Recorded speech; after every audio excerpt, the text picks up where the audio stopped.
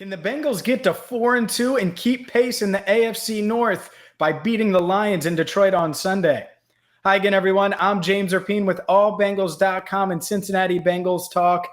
And normally we do these outside of Paul Brown Stadium, but it was rainy on Friday afternoon, and I didn't want to mess up my hair.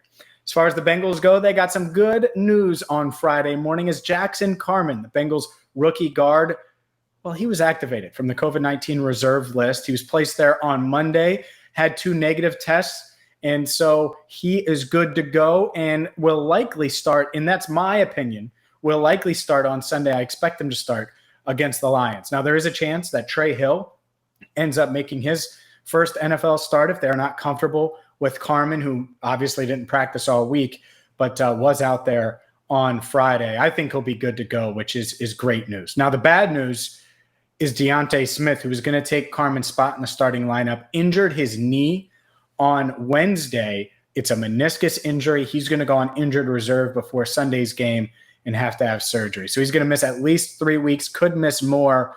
Really unfortunate for the rookie out of East Carolina, who showed plenty of promise during the preseason, during training camp, was about to potentially get his shot. And I think there would have been a good shot, even though Carman was activated, that Smith would have gotten to play and start on Sunday against the Lions. Unfortunately for him, he's going to miss some time. Either way, though, having Carman is huge. It gives them another option on the offensive line, even if they do decide to go with Trey Hill. But from the sound of it, talking with Zach Taylor, it was pretty simple. It was one of those things where, yeah, he was on the iPad all week and got the playbook down. So outside of getting a couple practice reps, I think he'll be good to go. As for the rest of this team, there's one more newcomer I want to get into before we get into the keys to the game and the rest of the injuries and, of course, my prediction for Sunday's matchup. And it's Tre Flowers. The Bengals claim Tre Flowers on Thursday.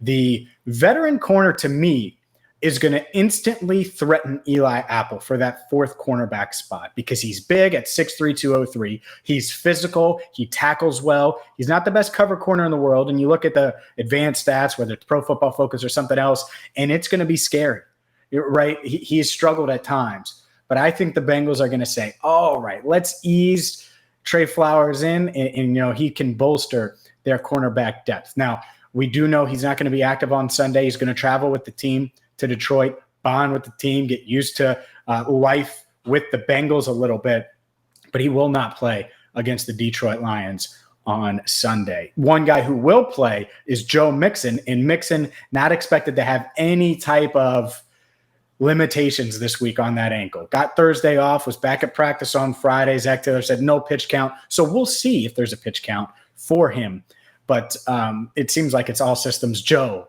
for Mr. Joe Mixon, number 28. But that doesn't mean that Chris Evans isn't going to get his fair share with Samaje Perine on the COVID-19 reserve list.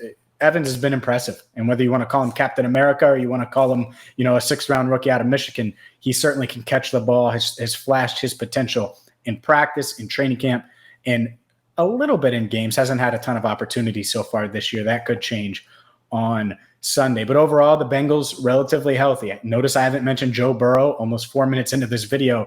It's because he's good to go. Didn't talk to the media all week. Got a break from seeing my face, which is probably good for his eyesight. Maybe it'll help the Bengals get to that 30-point mark on offense for the first time this season. And that's key number 1. Great start, top 30 points. This is a Detroit Lions defense that shouldn't be able to stop the Bengals on offense. I don't care if it's Jackson Carman or Trey Hill or Trey Carman. It doesn't matter who's playing guard. The Bengals should be able to score points early and often. This should be the magic elixir on Sunday that cures the Bengals' issues on offense, cures what's ailing them early in games, right? That's what should happen with this matchup on Sunday. And so key number 1, 30-plus points and a fast start, which is oddly similar to what I said last week. But I think it's fair. At some point, this offense has to get its tail in gear, and this seems like a week where it can do that. Yeah, they're on the road. Yeah, it's a dome. At the same time, it's certainly a beatable defense, and you have all your weapons back, from Joe Burrow to Joe Mixon to T. Higgins. They're all back. They all look good in practice this week, and that should be enough to get this offense off the schneid, so to speak, and rolling in the right direction. Key number 2 is on defense, make Jared Goff uncomfortable. Because I was talking about this on Locked On Bengals on Friday's show with Jake Liskow. Like, there certainly is a path where this Lions offense scores and scores a decent amount of points, 17, 20, something like that. But what's going to have to happen is DeAndre Swift gets going on the ground. They get him the ball through the air. TJ Hawkinson plays, and they play action it and just utilize their tight end and running back and do it that way. Because they don't have receivers. Quentin Cephas is injured. Tyrell Williams is injured. Like, they're dealing with a bunch of injuries at their receiver spot.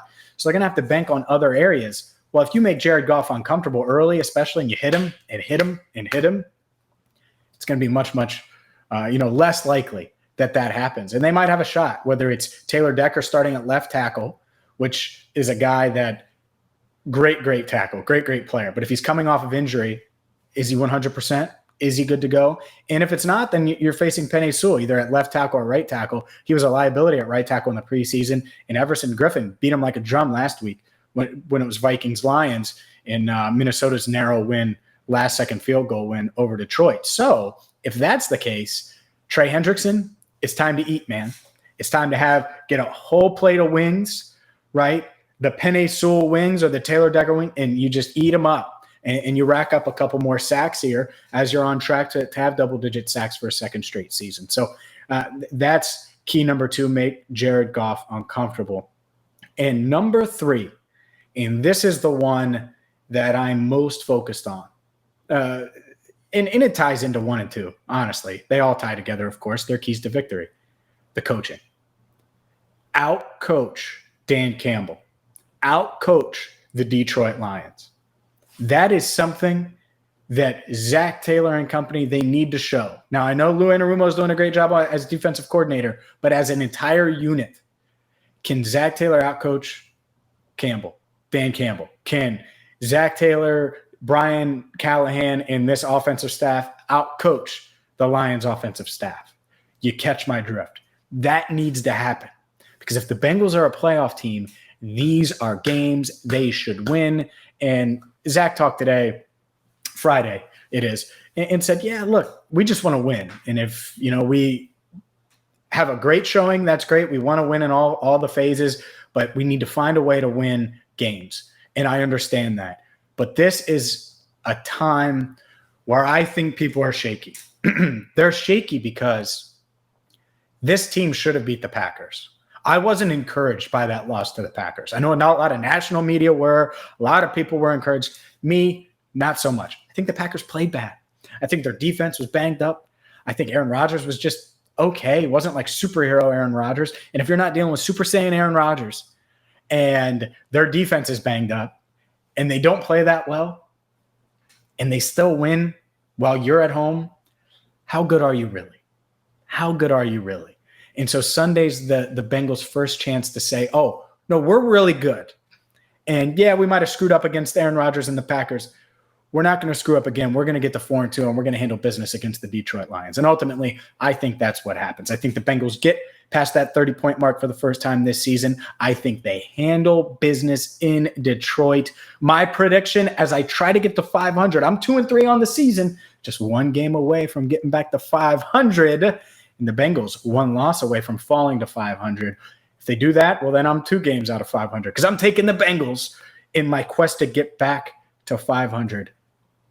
34-17, Cincinnati rolls as they try to keep pace with the Baltimore Ravens, Cleveland Browns, and the Pittsburgh Steelers in the race for an AFC North championship. We're going to have all of your coverage on Cincinnati Bengals Talk all weekend long because I'm headed to Detroit. I'm headed to the Motor City. So make sure you hit that subscribe button, ring that bell.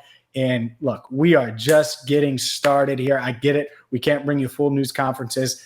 We got a little something in mind post-game as well, where you're going to get the best of the best clips from the news conferences. So ring the bell, hit that subscribe button. And until next time, I'm James Rapien signing off from Rapien Manor on a rainy, gloomy Friday, where the Bengals, I I think they're about to get their 4th win. We'll see if I'm right. Until next time, I'm James Rapien.